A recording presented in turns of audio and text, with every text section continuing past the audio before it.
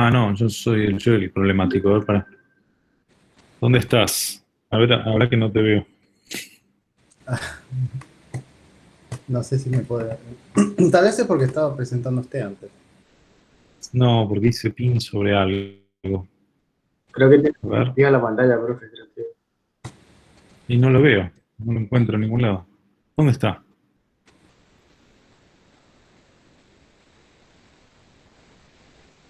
¿Por qué no ¿Ahora? lo puedo ver? Ahora sí, a ver. Ah, bien.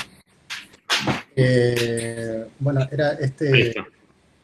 No, este no. Qué lindo eso, ¿eh? ¿Cómo? ¿Qué? ¿Les quedó en blanco y negro esto? Ah, no sé. No, no, no, esto lo estaba haciendo yo. ¿Qué era este ejercicio? Sí, perfecto.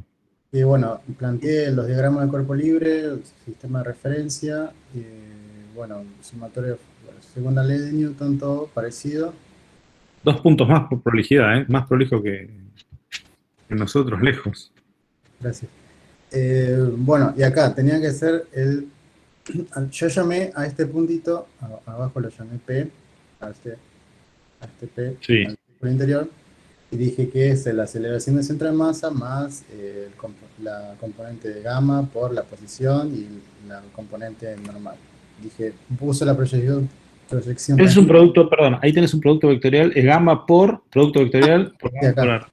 Claro, es un producto vectorial más. Perfecto.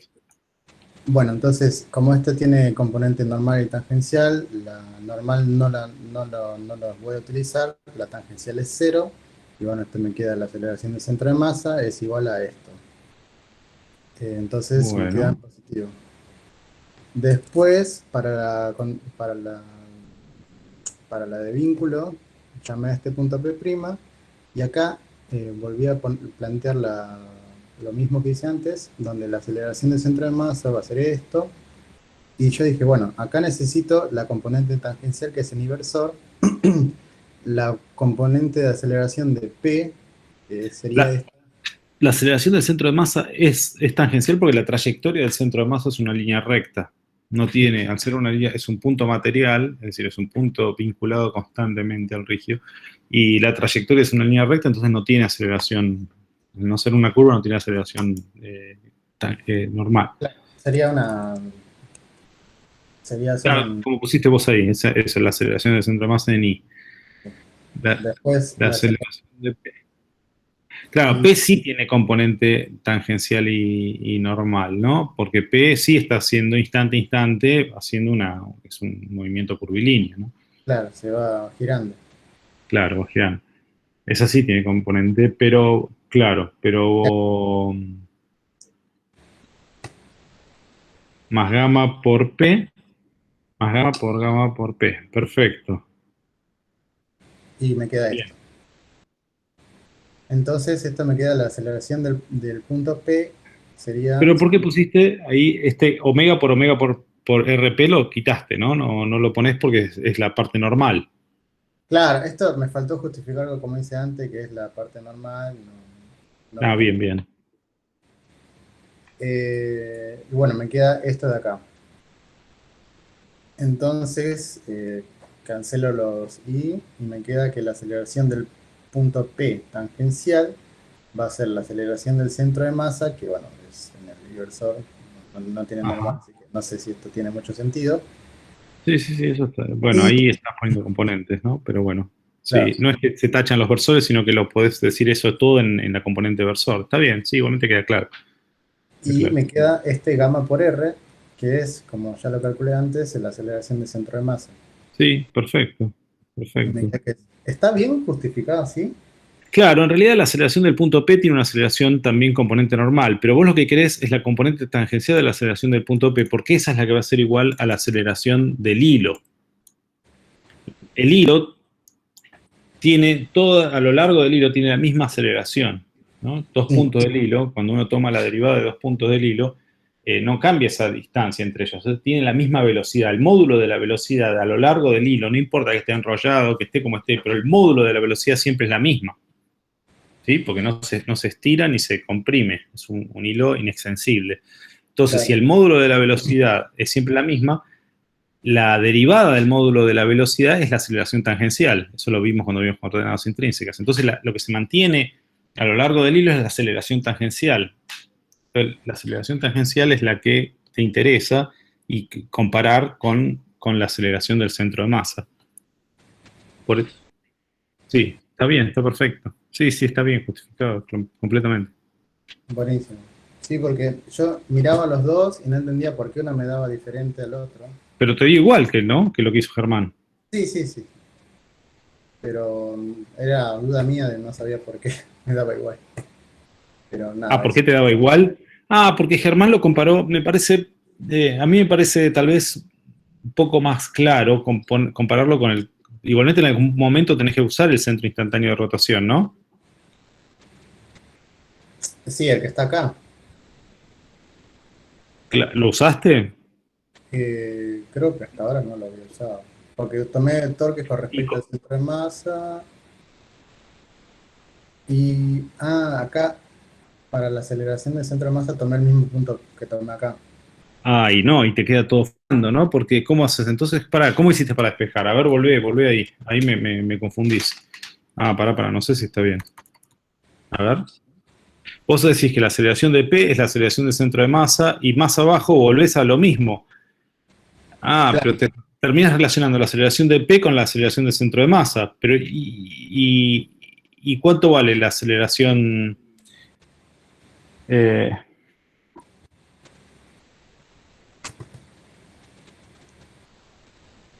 a ver. tendría que usar para la ecuación de la aceleración de la Eh, lineal con la angular, tendría que usar el CIRF. no, está perfecto. El tema es cómo calculás la aceleración angular, ¿no? Gamma. Y la aceleración del centro de masa respecto del... Sí, sí, hay que seguir, cuidado con estas cuentas porque a veces cuando uno las dice, me engañoso. Tenés la aceleración de P es igual a la aceleración del centro de masa más gamma por R. Está bien. Este es el gamma entre P. P es el punto de arriba, ¿no? Sí, El punto de ahí, punto P. Bueno, cuidado que en realidad te queda la relación entre esas dos. Sí, creo que ya me di cuenta, porque normalmente yo cuando hago el vínculo de las aceleraciones lineales y angulares, siempre los uso desde el punto del CIR, donde la aceleración es tangencial normal. es cero. Es cero, La claro, normal no es cero. claro, Claro, claro. acá puse P, tendría que poner del CIR. Sí, claro, para evitar confusiones. Sí, exacto. Bueno, ahí está bien. Claro, tenés que usar todos los datos. No podés no usar, porque no puede dar lo mismo este problema si esto rueda sin deslizar que si no rueda. Pues si vos me relacionás aceleración de P y aceleración de centro de masa y en ningún lugar usás que el punto de contacto está quieto, es decir, es un centro instantáneo de rotación, Claro, no puedo y decir. ahí no puede ser, ¿no? Que llegues al mismo resultado. No puede ser porque en realidad esto podría estar deslizando. Es un problema completamente válido. Con la misma dinámica, si ahí no hay rozamiento con el piso, esto está deslizando y acelerándose angularmente y acelerándose con el centro de masa. La Sí, única diferencia es que no tenés rozamiento, ¿no? claro. Sí, sí, ya me di cuenta. Bueno, gracias. Cuidado con eso, buenísimo. Bueno, ¿algún Bueno, otro problema que quieren que hagamos? Sí, ¿me puedo presentar uno? Diga, presente.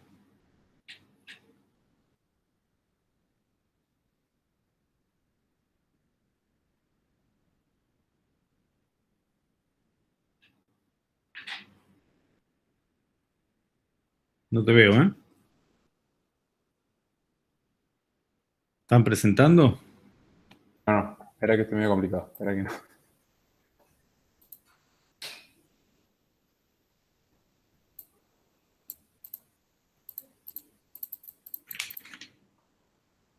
Si no, contámelo.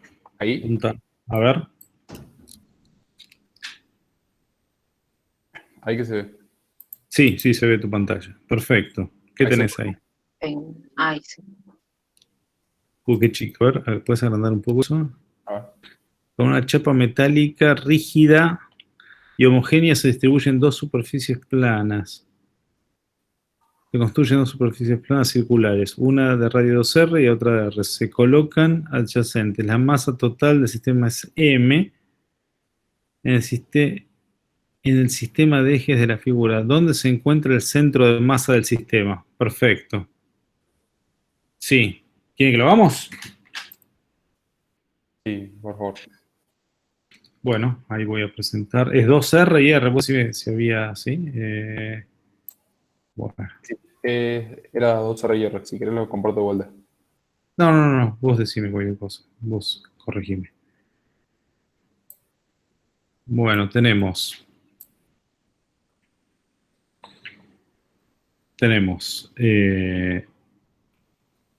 una chapa de radio 2R,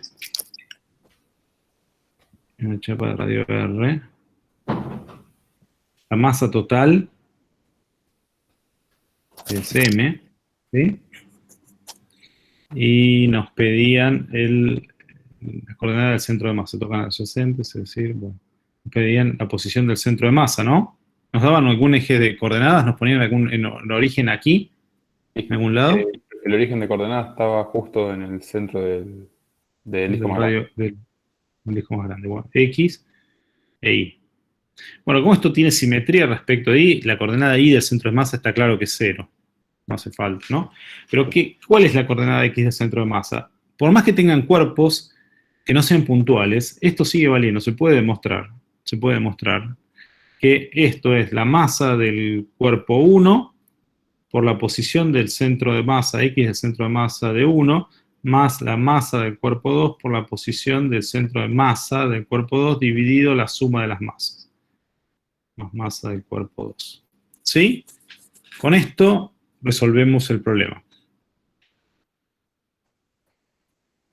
¿Cuánto vale la masa del cuerpo 1 y cuánto vale la masa del cuerpo 2? Sabemos que la suma de estas dos Es M. es M. ¿Y la masa del cuerpo 1 y la masa del cuerpo 2 cómo las calculamos? Yo la había planteado como que la masa del cuerpo 2 era 1/3 de la masa total y la masa del cuerpo 1 eran 2/3 de la masa total.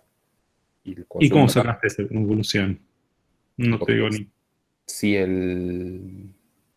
digamos, la masa del cuerpo 1, como el radio es el doble y es homogéneo, el mismo material debería ser el doble que la masa más chica. Pero Fíjate, creo que ahí me estoy confundiendo, porque no me da. claro, fíjate que la superficie esta es 4 veces más grande que esta. Bueno, vamos a hacerlo. Fíjate, si es el mismo material, si es el mismo material, lo que te va a decir cuánta masa tiene uno respecto a él es la superficie del cuerpo, ¿no? Sí. ¿Sí? Si quieren, la masa del cuerpo 1 es la densidad superficial ¿cuánto es la densidad superficial de esta chapa? Es homogénea, la podemos calcular por el área o la superficie, el área 1. ¿Cómo es la densidad superficial de la chapa? ¿Cuánto pesa por centímetro cuadrado? Lo podemos calcular, ¿no?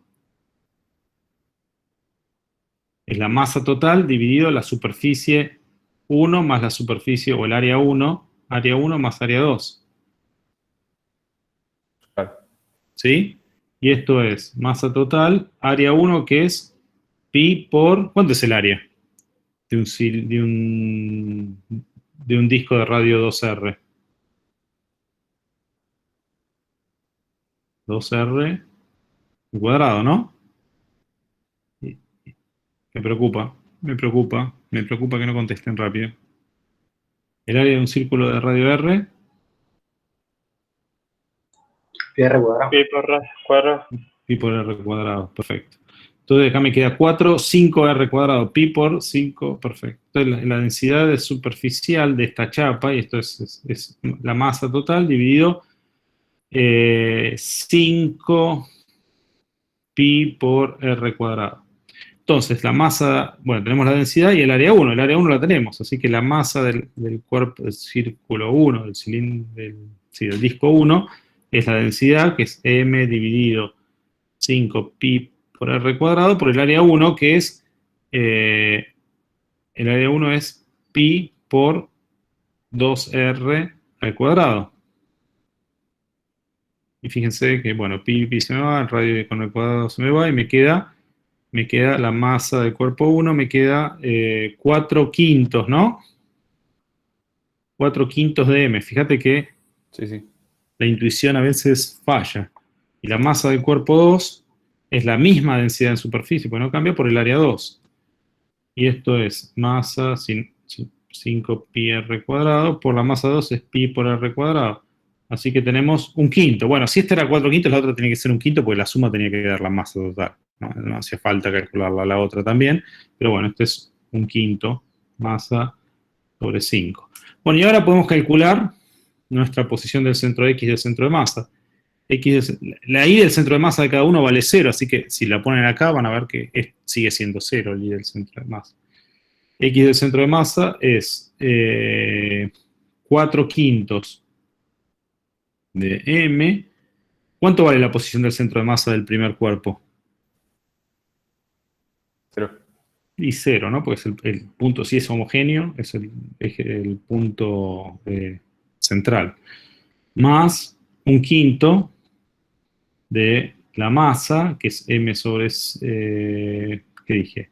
Un quinto de la masa, por la posición del, ¿cuánto vale la posición del centro de este disco? Está en el centro, la posición del centro de masa. ¿Y cuánto vale? De acá hasta acá, ¿cuánto hay? Es R. 2R, y de acá a acá R. hay un R más, es 3R.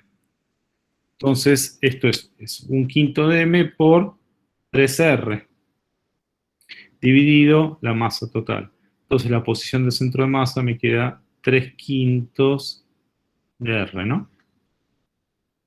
Esta bien me tiene que quedar no puede aparecer una masa, me tiene que quedar en metros. Sí, sí. Está bien. ¿Estamos todos de acuerdo con esto? Sí, sí. Me había confundido con lo de la superficie del círculo. Y bueno, Perfecto. Sí, tengan cuidado con eso. Sobre todo, sí, traten de pasarlo a densidades para no equivocarse. A veces si no es el cociente entre superficies, es el cociente entre masas. También lo podrían haber pensado así, ¿no? Uno tiene más superficie, tiene más masa. Es linealmente proporcional la masa a la superficie.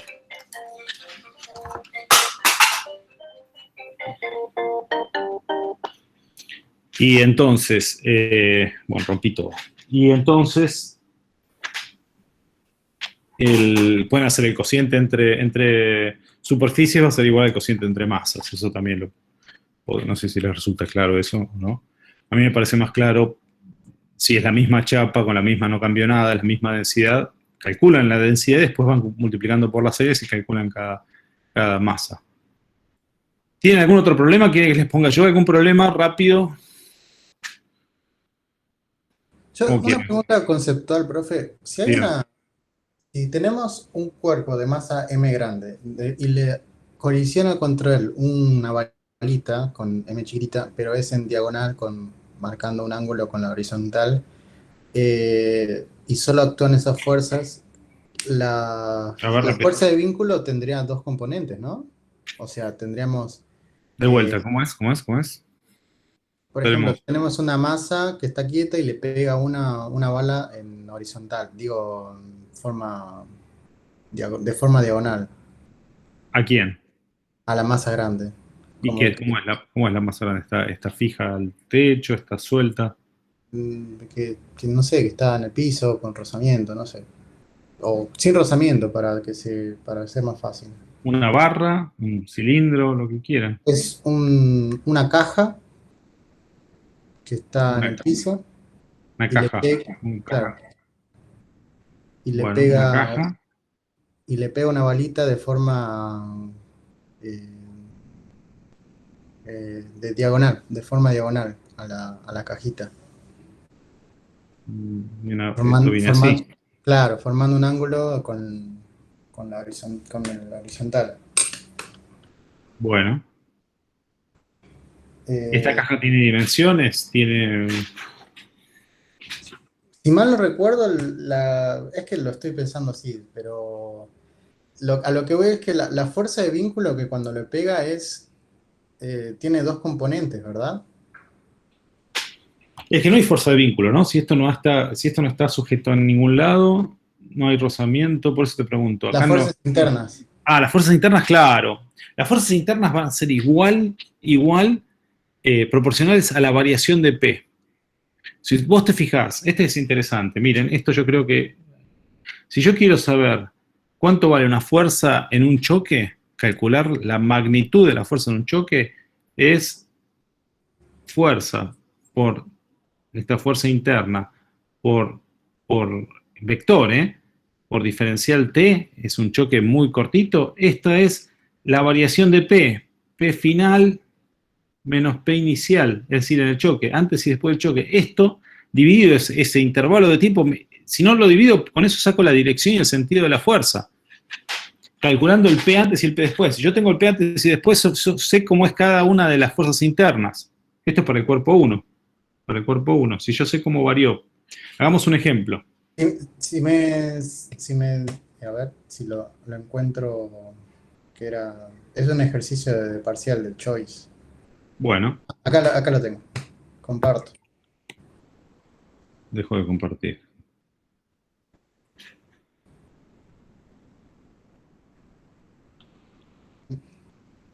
No sé si me están viendo.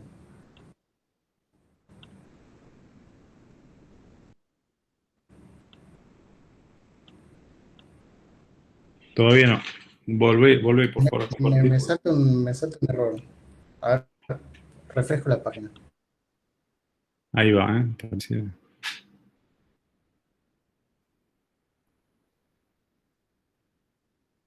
No está más. Ahí está. Se fue. ¿Se está viendo? A ver, ahí va. Despacio. Que teníamos, bueno, en este caso sí tiene una fuerza elástica. Perfecto, no importa. ¿Qué te No sé. pregunta? Sabes que no llego a leerlo, ¿eh?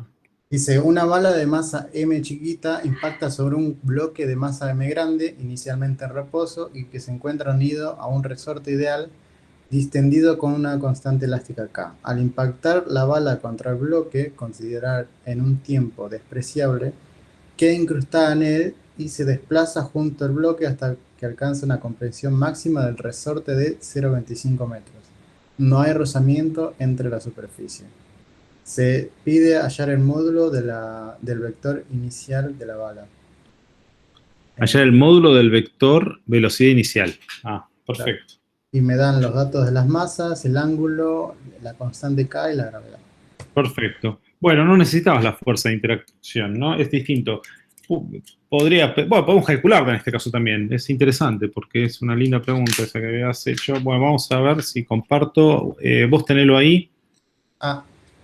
No, pero no sé si podemos compartir los dos. No creo. Si quiere, lo mantengo, no sé.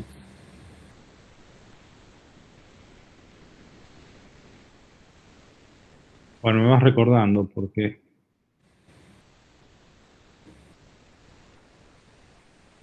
Como le parezca más fácil. Acá tenías un ángulo, una bala que pega sobre un bloque, no hay rozamiento, hay una constante elástica acá. Bueno, esta es la bala, la ponemos ahí. Pega y teníamos la velocidad, ¿cómo era la velocidad inicial? La masa, el ángulo. ¿Cómo era todo eso? ¿Lo tenés ahí a mano? Sí, los tengo acá. El que es diagonalmente hacia abajo. ¿Y en qué ángulo? El ángulo con horizontal alfa, que sería... creo que estoy presentando, no sé si se ve. ¿Estamos los dos presentando? Ah, bueno, a ver, yo te miro. Yo no sé después cómo va a quedar grabado esto. Estamos los dos presentando. Alfa. No importa, no importa. Entonces te da alfa. Bien. Y entonces nos da MB alfa. Pero nos dan alfa, 30 grados. Sí, 30 grados. La masa esta es 15 kilogramos. La masa esta es 0,1 kilogramo. G nos piden que usemos 10. Eso es importante, mírenlo. K es 600 newton por metro. Newton sobre metro. Bueno, ¿qué pasa en este choque? Cuando choca, ¿qué es lo que está pasando? ¿Qué es lo que está pasando cuando choca?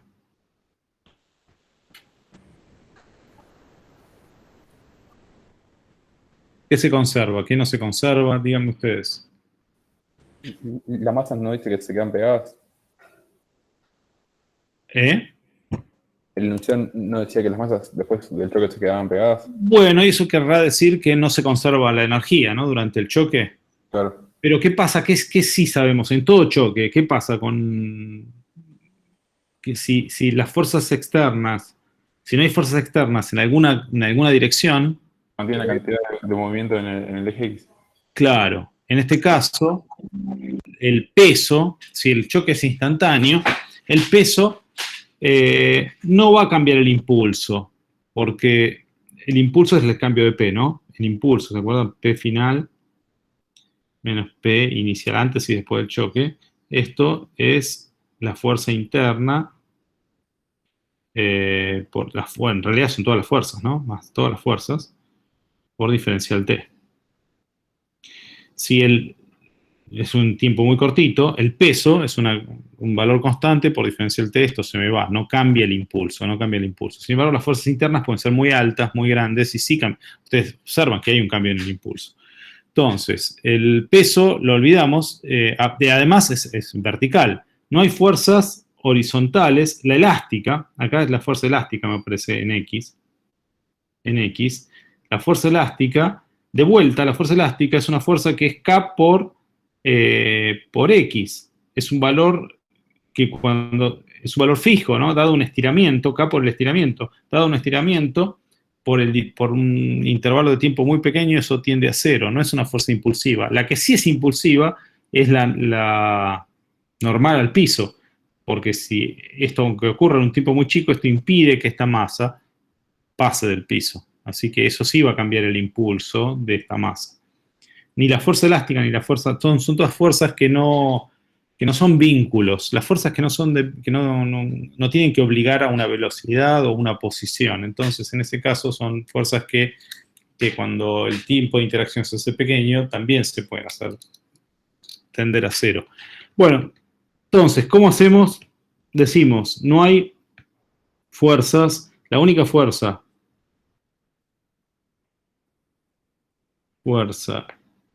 en X es, en X, llamo X a esto, es la fuerza elástica, fuerza externa, ¿no? Externa, fuerza externa. En X es la fuerza elástica, el resto están todos en Y. Y si la interacción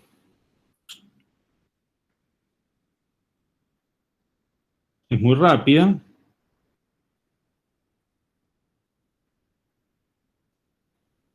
puede ser despreciada, no cambia el impulso.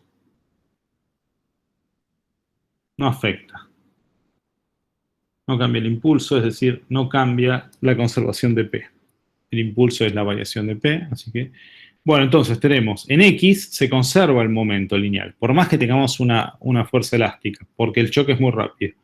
Pero en X, en Y no, porque tenemos la normal. La normal no es una fuerza, es una fuerza que se acomoda. Se acomoda así que solo en X. Y en ¿Pero X, no se compensa normal? ¿cómo? ¿Se compensa con el peso?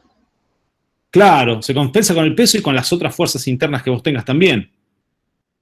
La normal acá se compensa con lo que sea para que este cuerpo no baje. Acá va a haber una fuerza de interacción. También hay que sumársela, ¿no? Como si fuese una fuerza de rozamiento o lo que sea que aparezca acá, también se suma. Y la normal va a tener que ser capaz de soportar todo eso. ¿Pero se va a conservar la cantidad de movimiento en Y? No, solo en X. En X solo tenemos, por eso, en Y no pasa eso porque tenemos una fuerza que sí es impulsiva, que es la normal. Es un vínculo rígido. Cambia el P. Es una fuerza que cambia el P de esta. De hecho, no deja que cambie el P de esta masa en Y. No deja que cambie el P de esta masa en Y. No hay nada que uno ponga ahí que haga que impulse en Y. Sí en X, pero en Y no hay nada, porque la normal lo previene. Entonces, se conserva P solo en X. Entonces, ¿queda claro el razonamiento? No lo estoy demostrando porque lo hicimos en la clase. Podemos volver a demostrarlo desde perimeros, escribiendo las ecuaciones con las fuerzas internas y externas y ver cómo funciona eso. Se ve bien que no, creo que no se conserva. No, sí, es que en realidad hay una fuerza externa, que es la fuerza elástica, pero no, es una fuerza que, multiplicada por un tiempo muy pequeño, tiende a cero. ¿Sí? Es decir, esa fuerza multiplicada por... Entonces no cambia el P el impulso de ese cuerpo de P. Entonces no, en el choque cuando uno suma todos los impulsos, las fuerzas internas se me van, y las fuerzas que no son impulsivas se hacen cero cuando el delta T tiende a cero, ¿no? Tenemos, ¿cómo se escribe esto en términos de impulso? Tenemos P de la masa chiquita, final, menos P inicial de la masa chiquita.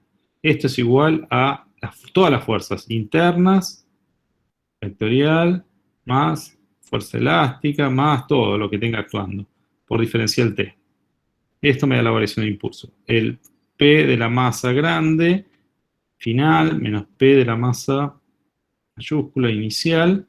Este es, bueno, fuerzas de interacción. Estas fuerzas de interacción son iguales y opuestas.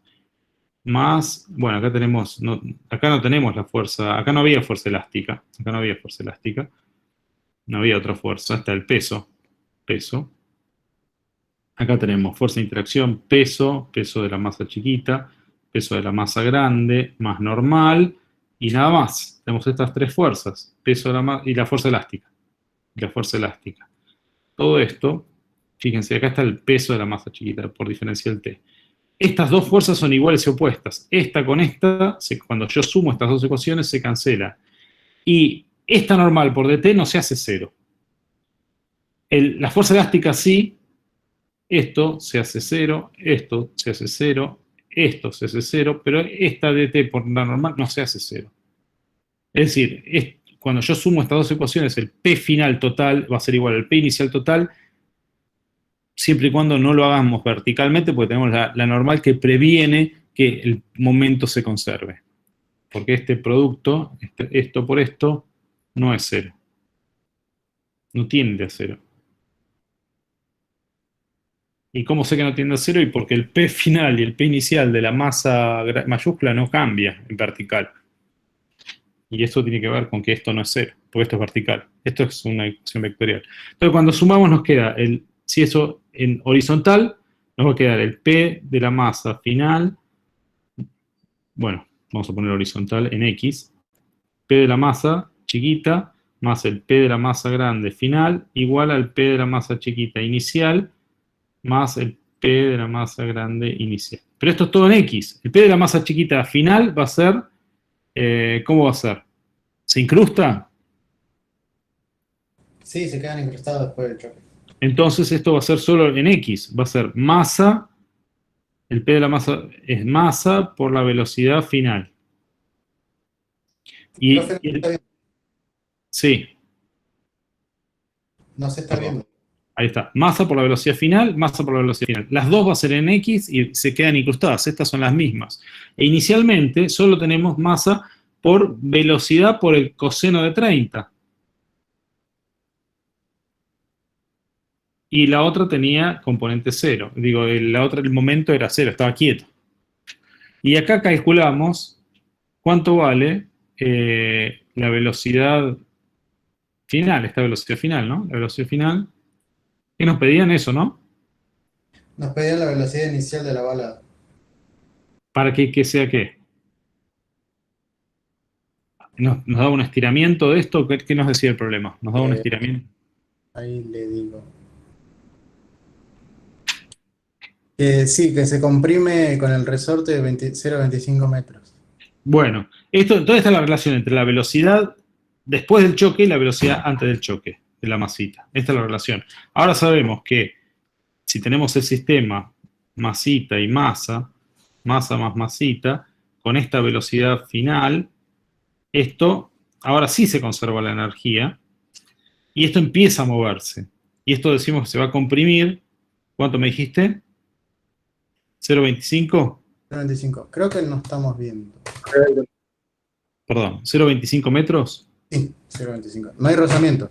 Sí. y no hay rozamiento. La energía, de acá a acá, la energía se conserva.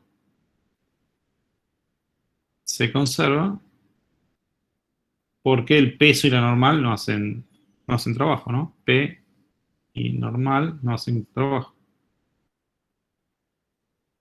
Pero sí la fuerza elástica y, bueno, la energía total, la mecánica se conserva.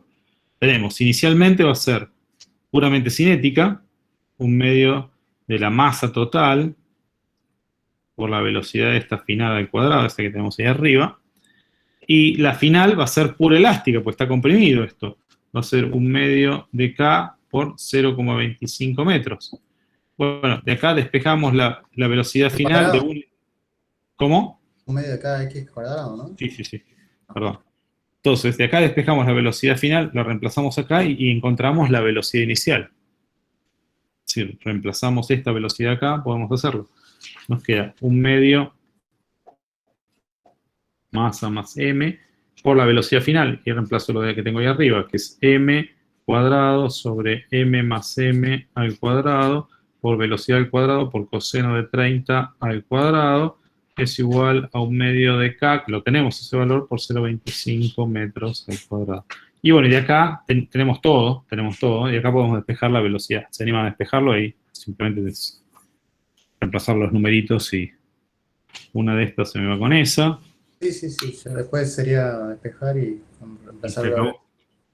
A mí me confundía el tema ese de cuando las fuerzas internas cuando chocaban, que tenían una componente en Y y otra componente en X, pero bueno, en este caso no. Bueno, tiene que ver, sí, no hay mucha manera de explicarlo sin hacerlo completamente. Para hacerlo completamente, la suma de los momentos, la diferencia de P final menos P inicial, esto sale de la ecuación de Newton, ¿no? Si uno integra la ecuación de Newton, que era la suma de todas las fuerzas integrada en el tiempo, que es esto de acá, y la integral de la derivada del momento es la variación de momento. Así que esta es la ecuación de Newton. Las fuerzas internas son iguales o opuestas. Estas se van cuando uno suma las dos ecuaciones para los dos cuerpos distintos. Esto es para un cuerpo, esto es para otro cuerpo. Cuando uno suma esto y tiene el sistema, estas fuerzas internas se van, pero las externas, si son impulsivas, no se van. Tienden a infinito cuando el tiempo de interacción tiende a cero, como la normal. El peso no es el caso, el peso es constante. Cuando dt tiende a cero, esto tiende a cero. La fuerza elástica, cuando dt tiende a cero, el producto con dt, esto vale cero, esto es constante, por algo que va a cero, va a cero. El peso es lo mismo, pero la normal no. ¿Sí? Porque si esto fuese cierto, tendremos, cuando uno suma todo, queda una diferencia de impulso, que tenemos un impulso que teníamos P en I inicial, y no tenemos P en I final. Esa diferencia de impulsos es justamente normal por dt. De ahí podemos calcular cuánto vale la normal. Dado un tiempo de interacción de unos milisegundos, podemos calcular cuánto tuvo que valer la normal. Podemos decir si una superficie puede aguantar este impacto, por ejemplo. Podemos calcular el valor de la normal. ¿Se entienden? ¿Quiere que lo escriba con más detalle? No sé.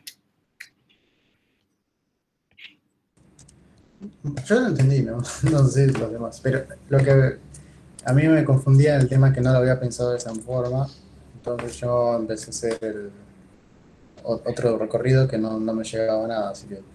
Claro, si querés la regla mnemotécnica, si tenés fuerzas que en X, pero que son constantes, es decir, cuando esto no, en una interacción muy chiquita, la posición de esta masa no cambió, la posición en un tiempo muy chico, la masa no cambió, así que la fuerza elástica es cero. Puedes hacer esa suposición, ¿sí? Es decir, bueno, como esto ocurrió muy chiquito, esta fuerza no empezó a moverse, pero la fuerza elástica sigue valiendo cero, entonces no tenemos fuerza en X y P se conserva.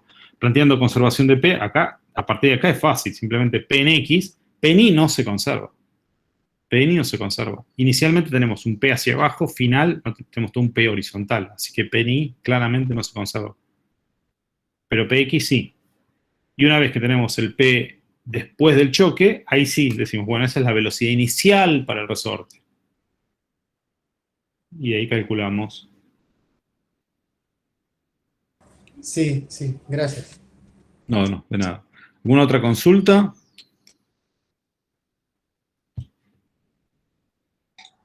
Profe, yo había visto uno, pero medio conceptual. Dice que, o sea, lanzaban dos partículas, o sea, era un tiro oblicuo y, Sí. y decía que, o sea, el momento cinético no se conservaba, pero no le hallo cómo justificar. Se lanzan dos partículas en tiro oblicuo, el momento cinético, pero si tenés un tiro oblicuo, tenés el peso, ¿no? Si tenés un tiro oblicuo, O sea, sé que se conserva el P, pero en el eje horizontal, ¿no? Bueno, P es una cosa y el momento cinético es el momento angular, ¿no? Respecto a un punto. El momento angular, por ejemplo, respecto al punto de lanzamiento, no se va a conservar porque el peso hace un torque distinto de cero. Solo se va a conservar si el tiro es vertical, porque el peso está alineado con la posición de donde se calculan los momentos. Y si fuera, digamos, un choque, o sea, horizontal, sí se conservaría. En un choque horizontal, ¿cómo? Digamos, o sea, dos masas que viajan en el mismo sentido y chocan. Misma dirección y se... Ahí el momento cinético sí se conserva. Y si no hay torques externos, sí se conserva. Acá el peso hace un torque externo. Ok, sí. Si no hay torques externos, se conserva. De hecho, si el choque ocurre muy cortito, también el torque del peso, como no es impulsivo, también desaparece, ¿no? L podemos también decir que se conserva. Bueno, hay que plantear cada problema, ¿no? Cuidado con las conclusiones muy generales.